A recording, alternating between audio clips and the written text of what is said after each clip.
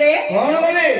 कोयंभू Roger मुखे पशुपति की हरि महान अच्छा देव उमापति अतुनास्ते कमला सुलिमन बद्दलया हाँ अहम भीम नगराज मंत्री चपले नन द्रौपदी मंदिरा अच्छा इति तत्पर्यास कई कळ्या बहपाद मुक्तार अच्छा अच्छा आज्ञा हाँ शिव एवं पार्वतींकर केमिति रहस्य विषय ये कौन?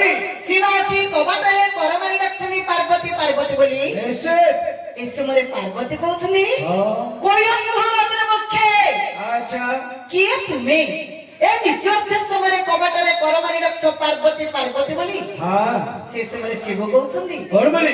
मोहती पशुपति शिव कहले मोहती पशुपति अच्छा पार्वती कहले तुम्हें पशुपति हाँ की हरि वाहन से पशुपति होची मोर वाहन अच्छा जेते पशु अछंती समस्त श्रेष्ठ वाला सिंह अच्छा। सेई सिंह होची मोर वाहन निश्चय तुम्हें जदि सिंहासन रहय पई हाँ। ताले किछि दरकार नाही नहीं